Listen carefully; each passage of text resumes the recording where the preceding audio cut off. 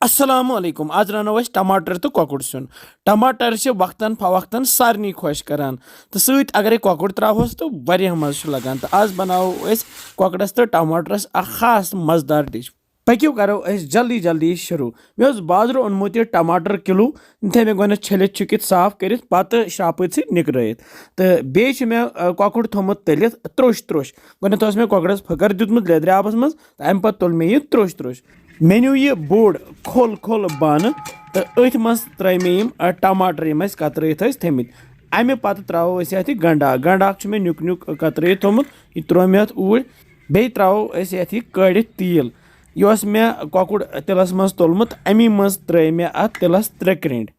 तो यन त्रो नुन चमचह अख जो ऊर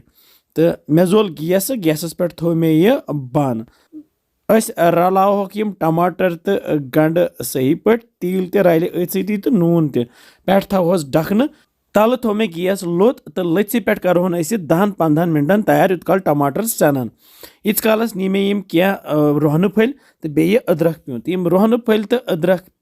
त्रा बह यत न्यामि मज तो यम दगहोक तो यमन बनाओ पेस्ट न्यामि मज दगन सत अदरक तो रोहन पेस्ट बनाओ वारिया असल तो मज़ेदार गसान सुन तो 10-15 मिनट गसित वन टमाटर सनेमित गोथ रलावोक सही पे दिमहोक तलिन इत काल यम पूर बे सनन अच्छा यह टमाटर चटनी हेच बनावन तोह मज कमिस कमिस टमाटर चटनी खुश करान सह हेकि कमेंट सेक्शनस मज लिखित कनिस टमाटर चटनी बनावन बिल्कुल तिथे कन फिलहाल बनावन तो ये हचू चोन सत दिमहोस दब दब ते युथ यथ मिहीन गस यमन टमाटरन दब दब ते दिन तो बे सही पे कसन ते यूत यम कसन इन तूतः बन टमाटर सुन वारिया असल तो सही कसन पत त्रो ये रुहन तो अदरक पेस्ट तैयार थोमुत कर तो दिमो यमनी टमाटरन सत तलिन हेको यमन टमाटरन प्यूरे तो बनत मिक्सर ग्राइंडर इस्तेमाल कर मगर यिथ कन ज़्यादा मज़े गसान थोड़ा मेहनत लगान मगर सिनिस लगान मज़े तो टमाटर वन कसित तैयार ये त्रो पाउडर मसाल बह त्रो ये दानवल पाउडर 1 चमचह बे त्रोस मरचवांगन पाउडर 2 चमचह बे त्रोस यह बदान पाउडर 1 चमचह बे त्रोस क्या सब्ज ٲलवٕ तो बे त्रोस लेदर चमचह 1 सारी मसाल त्रित वन मसाल ये टमाटरन सत रलाउन यह मसाल यमनी टमाटरन सत वन कसन तल गैस थोमुत मे लोतुय अगर तुम बड़ाल तुम हेकि बड़ाल अख त्रित तो पूर कसन पत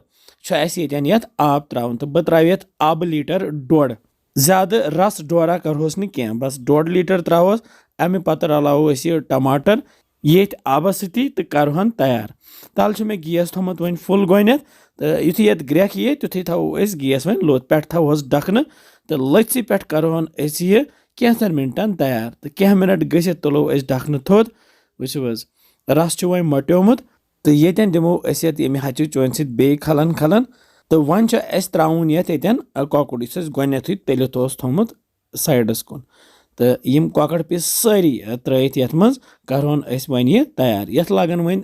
2-5 मिनट बे तैयार गसनस तो गो सुन तैयार वारिया मज़ेदार सुन ते गसान तो बे वारिया सहल ते रन तथ मज कर मसाल तम इस्तेमाल यम गरी आसान यह कोकुड़ रलाओ ये रसस सत तो करोहन वन यह लथि पे तैयार पे थोस ढकन तो करोहन 5 मिनट गोथ तैयार 5 मिनट गसित तुलो ढकन थोद ये त्राउन ये ब्याख चीज सह गो यह हथ मीठ त्रो ये मुरित तो थो पे बे ढकन तो दिमो वन दम 2-5 मिनट गसित तुलो बे ढकन थोद वो मुश्किन अतफर माशाअल्लाह क्युत मज़ेदार तो शुबेदार सुन बनो तो हेको यह बतस सत खेत या चोच सत खेत इत कन तुम खुश करो वह तुम कोकुड़ तो टमाटर सुन पसंद आमुत तो लेखान कमेंट सेक्शनस मज कि तुम कत पे सान रेसिपीज वुचान तो बेज वनान कि किस तुम बसान सान रेसिपीज इंशाल्लाह समखो बे जल्दी तुम थो पन ख्याल बिहु रबस हवाल अस्सलामु अलैकुम।